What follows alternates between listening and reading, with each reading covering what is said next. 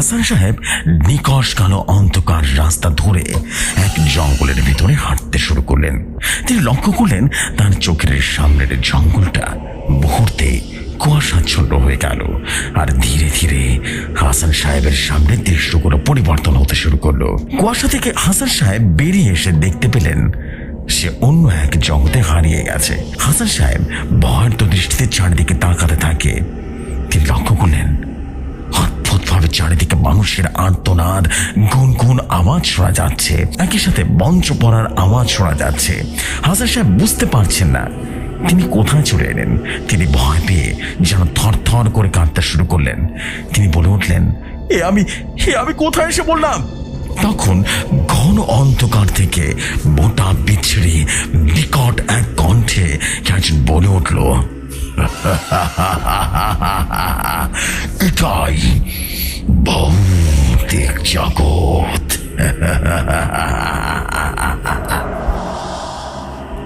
ভৌতিক জগৎ প্রতিদিন রাত 10টায় শুধুমাত্র ইউটিউব চ্যানেলে।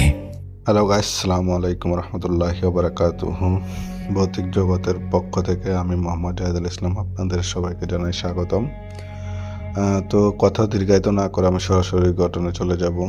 শুধু তার আগে একটা কথা বলতে চাই, যদি আমাদের কন্টেন্ট আপনাদের ভালো লেগে থাকে তাহলে অবশ্যই চ্যানেলটি সাবস্ক্রাইব করবেন, লাইক করে দিবেন, কমেন্ট করে আপনার মূল্যবান মন্তব্য জানিয়ে দেবেন। আজকের ঘটনাটি আমি কালেক্ট করেছি আমার সেই আগের ইন্ডিয়ান বন্ধুর কাছ থেকে। তিনি ঠিক যেভাবে আমাকে ঘটনাটি বলেছেন আমি ঠিক সেভাবে আপনাদেরকে ঘটনাটি শোনানোর চেষ্টা করব। আজকের ঘটনাটি একটি অতিপ্ত আত্মার প্রতিশোধকে কেন্দ্র করে। তো ঘটনাটি উনাদের গ্রামেরই, উনার বাড়ির পাশের বাড়ির একটি মেয়ের। তো ঘটনাটি ঠিক যেভাবে উনি আমাকে বলেছেন আমি সেভাবে বলছি। আমি তখন সবে মাত্র কলেজ পাশ করে স্কুল শেষ করে কলেজ লাইফে পা দিয়েছি। তো আমি তখন অনেক রাত পর্যন্ত বাড়ির বাইরে থাকার একটা অভ্যাস ছিল। আমি একদিন জানতে পারি আমাদের ঘরের পাশেরই এক মেয়ে আত্মহত্যা করার চেষ্টা করে। ভাগ্য ভালো থাকার কারণে মেয়েটি সে আগুনে পুরোপুরি পুড়ে যায়নি। মেয়েটি তার নিজের শরীরে পেট্রোল লাগিয়ে আগুন লাগিয়ে দিয়েছিল এমনটি জানা যায়। কিন্তু পরিবারের লোকেরা দেখতে পেয়ে যায়, তখন মেয়েটিকে তাড়াতাড়ি হসপিটালে নিয়ে যায়। কিন্তু সেখানে মেয়েটি 3 দিন পর্যন্ত জীবিত ছিল। কিন্তু 4র্থ দিন মেয়েটি হঠাৎ করে কোনো অজানা কারণে মারা যায়। তো এটি আমি জানতাম, কিন্তু একদিনের কথা, আমি রাত্রে অনেক রাত পর্যন্ত বন্ধুদের সাথে আড্ডা দিয়ে বাইরে ছিলাম। তো আমি তখন বাড়িতে আসার জন্য আমাদের বাড়ির রাস্তা ধরে আসছিলাম। আসলে আমাদের এখানে একটু বাড়িগুলো বর্ণনা দিয়ে দিই। আমাদের বাড়িগুলো একজনের বাড়ির সাথে আরেকজনের বাড়ি পাশাপাশি ছিল, কিন্তু মাঝখান দিয়ে সবার নিজস্ব একটি সাইড ওয়াল দিয়ে ঘেরাও করে রাখতো, মানে নিজেদের এরিয়াকে কভার করে রাখতো দেয়াল দিয়ে। তো আমি সে মেয়েটির বাড়ির সামনে দিয়ে যাচ্ছিলাম, তখন আমি দেখি দেয়ালের উপরে সাদা কামিজ পরিত, কামিজ ওনাদের ভাষায় কামিজ, বাংলা ভাষায় যেটাকে আমরা ফরাক বলে থাকি, মেয়েদের যে সকল ফ্রক হয়ে থাকে 3 পিস হয়ে থাকে এ জাতীয় কিছু একটা পরে একটা মেয়ে পা ঝুলিয়ে বসে রয়েছে দেয়ালের উপরে। তো তখন আমি ওই মেয়েটিকে আরো সামনে গিয়ে দেখতে পাই, চাঁদের আলোতে দেখতে পাই মেয়েটি সে বাড়িরই আমার এক আপু। তখন আমি ওনাকে বললাম, আপু আপনি এখানে বসে রয়েছেন কেন? তখন মেয়েটি শান্ত গলা আমাকে বলে, এমনিতে ভালো লাগছে তাই। তখন আমি ওনাকে বললাম, আরে আপনার কাছে কি ঠান্ডা লাগতেছে না? আপনি একটা পরার পরে এখানে বসে রয়েছেন। তো তখন মেয়েটি বলেন, না আমার ঠান্ডা লাগে না। তখন উনি বলেন, কেন ঠান্ডা লাগে না? এত ঠান্ডার মধ্যে আপনার কাছে ঠান্ডা লাগে না? আপনি কি আগুন নাকি? তখন মেয়েটি বলে, হ্যাঁ আমি আগুন, তাই আমার ঠান্ডা লাগে না। তো আমি মেয়েটিকে কথা শুনতে শুনতে আমার হঠাৎ করে মনে আসে, আরে এটি সে যে আপনি যে শরীরে আগুন লাগিয়ে আত্মহত্যা করেছে। তখন আমি আমার শরীরে একটু আরো ঠান্ডা হয়ে যায়, আমি একটু ভয় পেয়ে যাই। তখন আমি ওনাকে বলে, আচ্ছা ঠিক আছে আপনি বসে থাকুন, আমি যাচ্ছি। কথা বলে আমি কোনো মতে সেখান থেকে পালিয়ে আসি। আমি দূরে গিয়ে দেখতে পাই মেয়েটি আপুটি তখনও সেই দেয়ালের উপর বসে রয়েছে এবং তাকে আমি স্পষ্ট দেখতে পাচ্ছি এত দূর থেকে। মনে হচ্ছে যেন একটা আলো, এমন একটি আলো যেটা আমি অনেক দূর থেকেও দেখতে পাচ্ছি। আমাদের ঘর থেকে ওনাদের ঘর অনেকটা দূর, আমি সেখান থেকে ওনাকে দেখতে পাচ্ছিলাম। তখন আমি তাড়াতাড়ি ঘরের ভিতরে চলে যাই। তারপরে একদিন খবর পাই যে ওনার ভাই পানিতে ডুবে মারা গিয়েছে। কোনো কেন মারা গিয়েছে এটা তো কেউ বলতে পারে না। কি করে মারা যাবে? আমরা জানতাম উনি অনেক ভালো সাঁতারু, উনি উনি অনেক ভালোই সাঁতার কাটতে জানেন। উনি আমাদের সাথে সাঁতার কাটতেন। উনি এলাকার যে দিঘিটি আছে উনি আমাদের সাথে সেখানে সাঁতার প্রতিযোগিতা দিতেন। উনি ডুব সাঁতার দিতে জানতেন। কিন্তু সেই লোক পানিতে ডুবে মারা গেছে, এটা সবাই বলা বলি করছে। উনার লাশ পর্যন্ত খুঁজে পাওয়া যাচ্ছিল না। শহর থেকে ডুবুরি পর্যন্ত নিয়ে আসা হয়, তারপরে উনার লাশ খুঁজে পাওয়া যাচ্ছিল না। অনেক উনি প্রায় সকালের দিকে পানিতে ডুবে যান। উনার লাশ পাওয়া যায় সন্ধ্যার দিকে। উনার শরীর পুরো একদম সাদা ফ্যাকাশে হয়ে যায়। উনাকে দেখে কেউ চিনতে পারা যাচ্ছিল না উনি কে, কারণ উনি একটু কালো রঙের ছিল, কিন্তু উনার শরীর তখন একদম সাদা হয়ে গেছে। তো তারপর কি হয়, আমাদের পাশেরই বাড়ির একটি ইয়াং ছেলে, যিনি আমাদের থেকে একটু বয়সে বড় ছিলেন, তিনি ইউনিভার্সিটি পড়ালেখা করতেন, উনি গলায় ফাঁস দিয়ে মারা যায় কোনো কারণ ছাড়া। কেউ কিছু বুঝতে পারে না কিরে উনি কেন মারা গিয়েছে, উনার পরিবারও কিছু জানে না। হঠাৎ করে সকালবেলা দেখা যায় উনার লাশ ঘরের পাংখার সাথে ঝুলতেছে। সবাই দুইটি মৃত্যুর কারণে একটু আশ্চর্য হয়, কি কারণে দুইটি মৃত্যু এভাবে হয়। তো তার কিছুদিন পরে হঠাৎ করে জানা যায় যে মেয়েটি গায়ে আগুন লাগিয়ে মারা গিয়েছিল, তার বাবা সিঁড়ি থেকে পড়ে মাথা ফেটে উনিও হসপিটালে নেওয়ার পর মারা যায়। এই তিনটি মৃত্যু কি প্রথম মৃত্যুর সাথে কোনো কানেকশন আছে কিনা কেউ কিছু বুঝতে পারতেছিল না। আর গ্রামের মানুষ হঠাৎ করে ওই মেয়েটিকে ওর বাড়ির আশেপাশে অনেক মানুষ দেখা শুরু করে। মেয়েটি একটি সাদা কামিজ পরা অবস্থায় পুরো বাড়ির আশেপাশে দেওয়ালের উপর গাছের উপর বসে রয়েছে, দেওয়ালের উপর হাঁটতেছে, এমন সবাই দেখতেছিল। তখন গ্রামের মানুষ চিন্তা করে এটা তো একটু অস্বাভাবিক বিষয়, কারণ মেয়েটি গায়ে আগুন লাগিয়ে দিয়ে সুইসাইড করার চেষ্টা করে, তারপরে যে মারা যায়। এখন এটা মনে হয় কোনো খারাপ দিকে যাচ্ছে, কোনো খারাপ কিছু হইতেছে, আমাদেরকে কিছু একটা করা উচিত। তখন ওনারা একজন ভালো আলেমকে নিয়ে আসেন, যাকে ওনাদের এলাকায় সবাই জিন হুজুর নামে চিনে। উনি জিন হাজির করতে পারতেন, ওনার সাথে জিন আছে। তো উনাকে আনা হয়, উনি আসার পরে সেই মেয়েটির বাড়িতে ঘরে যান। ওই ঘরের মধ্যে এখন শুধুমাত্র সেই মেয়েটির মা আছে আর দাদি আছে, আর কেউ ছিল না। সবাই, মেয়েটির এক ভাই ছিল, সেও মারা যায়, মেয়েটির বাবাও মারা যায়, আর কেউ পরিবারের মধ্যে ছিল না, শুধু ওই দুইজন মহিলাই ছিল। তখন সেই ঘরের মধ্যে হুজুর বসলেন, সেই মেয়েটির ছবি দেখলেন, সেই মেয়েটির ভাইয়েরও ছবি দেখলেন, সেই মেয়েটির বাবার ছবি দেখলেন। তারপরে একজনকে বললো যে ছেলেটি মারা গেছে তারও ছবি নিয়ে আসতে, তার পুরো পরিচয় নিয়ে আসতে। তখন আমাদের মধ্যে একজন গিয়ে সে ভাইয়ের পুরো পরিচয় নিয়ে আসার পরে হুজুর সেগুলো নিয়ে বসার পরে হুজুর বললেন, ঠিক আছে, আমি এখন থেকে আমল শুরু করতে হবে, আমি রাত্রে যা করার তা করব। ওনাদের ওইখানে বলতো জিন ডাকা এইভাবে বলতো, আমরা তো তাকে হাজিরা বলে থাকি। ওনাদের হাজিরা মিলাবেন উনি রাত্রে। তো রাত্রে আসার নামাজের পর সারাদিন হুজুর অনেক ধরনের আমল করেছিলেন সেই ঘরের মধ্যে। উনি ঘর থেকে বাইর হন নাই, শুধু নামাজের সময় হুজুর উজু করতেন, উজু করে বাইরে শুধু নামাজ পড়তেন। আর উজুও একবারের বেশি হুজুরকে কেউ দেখেনি, এক হিসাবে একবারই একজন দেখেছিল হুজুরকে ঘরের বাইরে আসতে। তো তারপরে হুজুরের সেই যে রুমটিতে পুরো দিন আমল করেছেন, সেই রুমটিকে হুজুর নিজেই পরিষ্কার করেছেন, কারণ ঘরে মাত্র দুইজন মহিলা, হুজুর মহিলাদের সামনে আসতেন না। তো হুজুরে সেই ঘরের মধ্যে আমরা অল্প কয়েকজন মানুষকে অ্যালাউ করেন ঘরে আসার জন্য। আমি কোনো মতে ওখানে প্রবেশ করে যাই, আর আমাকে কেউ এত বেশি গ্যারাজ্য দেয় না বাইর করার জন্য। তো আমি বসে রইলাম। হুজুর অনেকক্ষণ আমল করছেন, হুজুর আমল করে যাচ্ছেন। কিন্তু এক পর্যায়ে হঠাৎ করে আমরা যে রুমটিতে বসে রয়েছি সেই রুমটির আবহাওয়াটা একটু পরিবর্তন হয়ে যায়। না গরম না ঠান্ডা, একটা সহনশীল মানে আমরা খুব ভালো লাগছিল সেই আবহাওয়াটা, সেই হাওয়াটা, একটু গ্রান হয়, একটু অন্যরকম একটা আতরের গ্রান আমাদের সবার নাকে আসে। আমরা সবাই বুঝতে পারি যে এখানে কেউ একজন উপস্থিত হয়েছেন। সবাই এটা আইডিয়া করে নিই।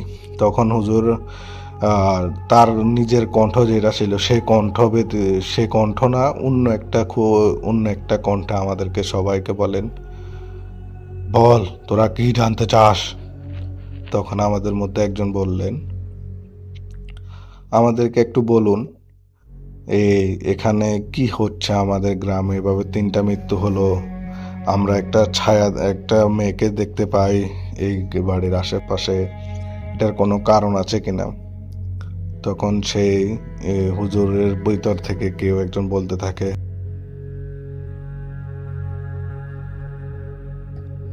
সবগুলোর কারণ আছে, সবগুলো একটি আরেকটার সাথে সংযুক্ত, ঘটনার একটি থেকে আরেকটি ঘটিত হয়েছে।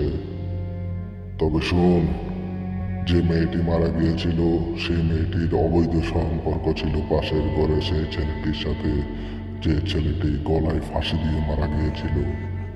মেয়েটি এক পর্যায়ে তাদের অবৈধ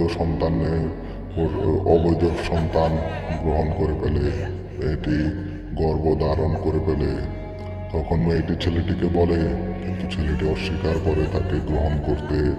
তখন মেয়েটি তার বাবা মাকে বলে, তখন তার বাবা মা তার সামনে কিছু না বললেও এই মেয়েটির বাবা রাতের অন্ধকারে মেয়েটিকে গায়ে পেট্রোল ঢেলে দিয়ে আগুন লাগিয়ে দেয়।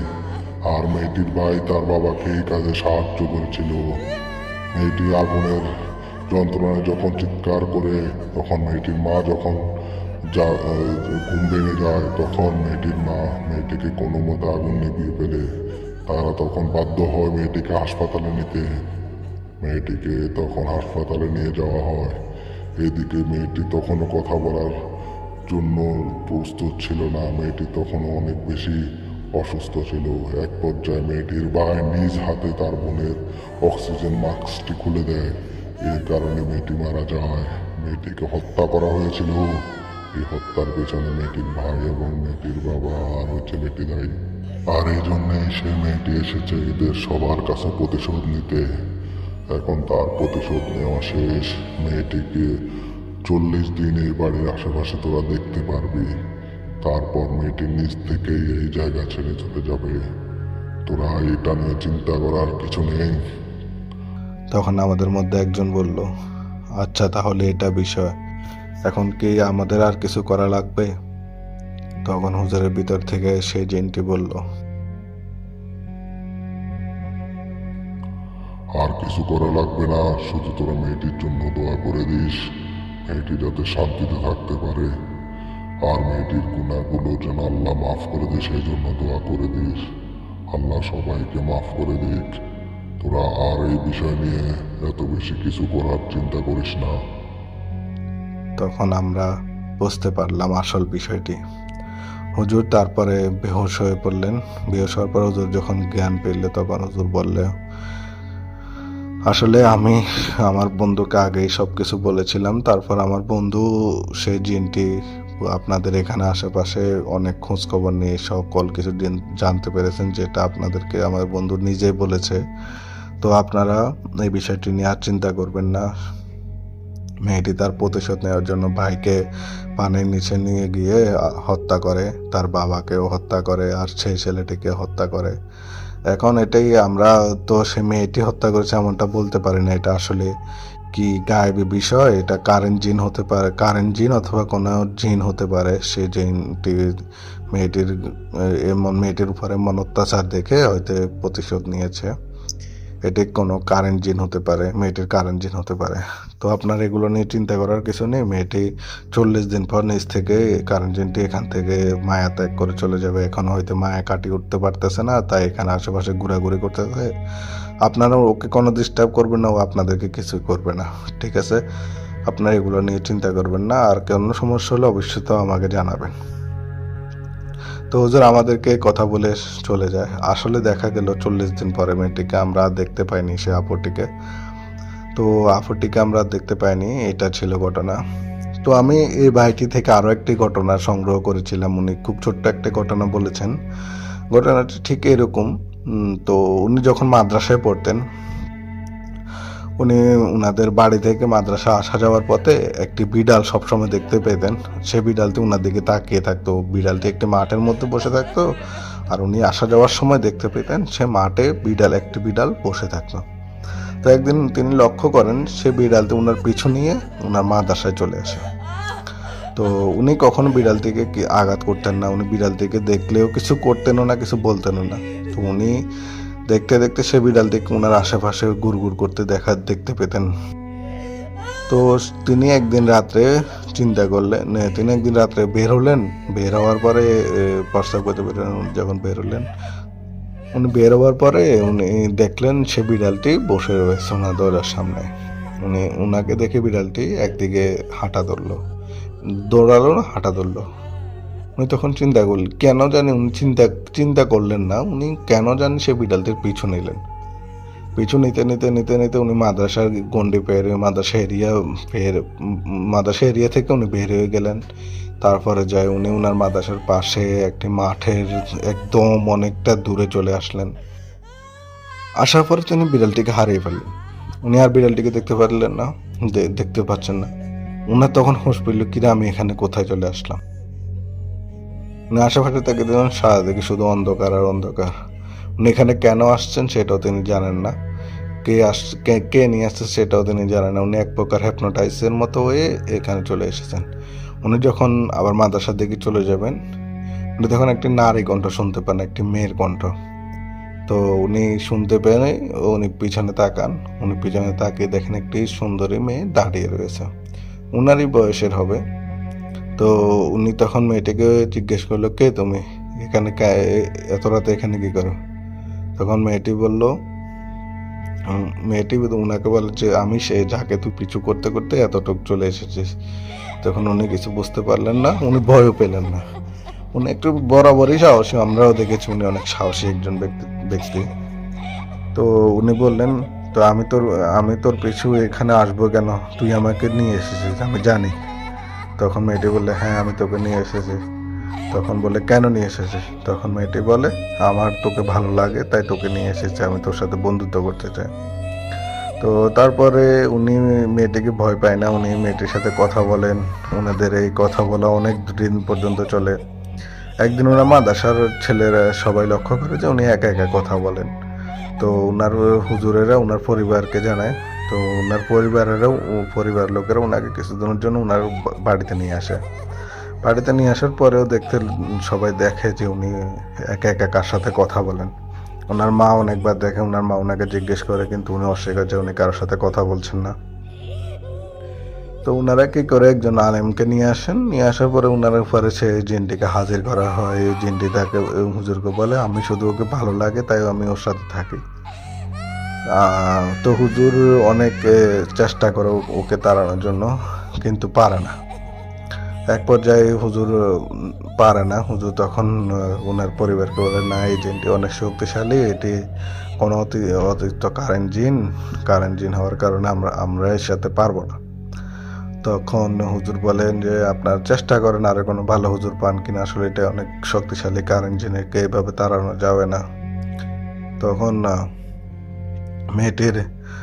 মেয়েটিকে আর তাড়াতে পারেনি। তখন হুজুরের কথাগুলো ওনার মা বলে যে হুজুর বলেছে তোর ভাই একটা কারেন্ট জিন আছে, তুই তার সাথে সম্পর্ক করছিস, তার সাথে কথা বলিস, জানিস এটা কত খারাপ জিনিস, ও তোর ক্ষতি করবে, ও তোর শরীর হানি করবে, এটা কোনো ভালো জিনিস না। জিনরা এভাবে ভালো দেখে কিন্তু আসলে ওরা ভালো না, ওর তোর শরীরের অনেক ক্ষতি হয়ে যাবে, তুই বুঝতে পারবি না, তোর শরীর ভাঙতে শুরু করবে। তো এভাবে ওনার মা ওনাকে ভয় লাগায় বলে। তো উনি একদিন কি করে, সেই কারেন্ট জিনের সাথে প্রথম যেদিন যেখানে রাত্রে দেখা হয়েছিল সেখানে গিয়ে আসলে বেশিরভাগ সময় ওনারা ওইখানে দেখা করতেন। উনি সেখানে গিয়ে ওকে বলে যে তুমি আমার কাছে কেন আসো, আমার কাছে আর এসো না। তখন সেই জিনটি বলে আসলে আমাকে কিছু লোক এখানে নিয়ে এসে ধর্ষণ করে মেরে ফেলে। তো তারপর থেকে আমি এই এখানে থেকে যাই, আমি আর কোথাও যেতে পারিনি। আর তোমাকে দেখে আমার ভালো লাগছে, তাই তোমার কাছে যেতাম, তোমার সাথে কথা বলতাম। আমার খুব একা লাগতো, তাই তোমার সাথে কথা বলতাম। তখন উনি বলেন না, তুমি আমার সাথে আর আসবা না, তুমি আমার কাছে আর আসবা না, আমি তোমার সঙ্গ চাই না, তুমিও আমার কাছে এসো না, আমিও তোমার কাছে আর আসবো না, আমাদের বন্ধুত্ব এখানে শেষ। তো মেয়েটির আসলে কাজিনটা অনেক ভালো ছিল, আর এরপরে নাকি উনাকে আর কোনো সমস্যা করেনি। মেয়েটি উনাকে কখনোই ওই জিনটি আসলে সমস্যা করেনি, উনাকে কখনো ভয় পর্যন্ত দেখায়নি। ওনার সাথে অনেক ভালো সম্পর্ক ছিল, কিন্তু ওনার মা বাবা ওনাকে বলার কারণে তিনি ওই জিনটি থেকে ওনার সম্পর্ক ছিন্ন করেন। এই একটি ঘটনা উনি আমাকে একই দিনে বলেছিলেন। তো ঘটনা দুইটি আপনাদের কাছে কেমন লেগেছে আমাকে অবশ্যই জানাবেন। যদি ভালো লেগে থাকে অবশ্যই কমেন্ট করে জানিয়ে দিবেন, লাইক করে দিবেন। আমাদের সাথে থাকতে আমাদের চ্যানেলটি সাবস্ক্রাইব করবেন। নতুন ঘটনা পেতে আমাদের সাথেই থাকবেন। তো সবাই ভালো থাকবেন, আমাদের জন্য দোয়া করবেন। হাসান সাহেব নিকশ কালো অন্ধকার রাস্তা ধরে এক জঙ্গলের ভিতরে হাঁটতে শুরু করলেন। তিনি লক্ষ্য করলেন তার চোখের সামনের জঙ্গলটা মুহূর্তে কুয়াশাচ্ছন্ন হয়ে গেল, আর ধীরে ধীরে হাসান সাহেবের সামনে দৃশ্যগুলো পরিবর্তন হতে শুরু করলো। কুয়াশা থেকে হাসান সাহেব বেরিয়ে এসে দেখতে পেলেন সে অন্য এক জগতে হারিয়ে গেছে। হাসান সাহেব ভয়ার্ত দৃষ্টিতে চারিদিকে তাকাতে থাকে। তিনি লক্ষ্য করলেন অদ্ভুতভাবে চারিদিকে মানুষের আর্তনাদ, গুনগুন আওয়াজ শোনা যাচ্ছে, একই সাথে মঞ্চ পড়ার আওয়াজ শোনা যাচ্ছে। হাসান সাহেব বুঝতে পারছেন না তিনি কোথায় চলে এলেন। তিনি ভয় পেয়ে যেন থরথর করে কাঁদতে শুরু করলেন। তিনি বলে উঠলেন, আমি কোথায় এসে বললাম? তখন ঘন অন্ধকার থেকে মোটা বিচ্ছিরি বিকট এক কণ্ঠে একজন বলে উঠল, এটাই ভৌতিক জগৎ।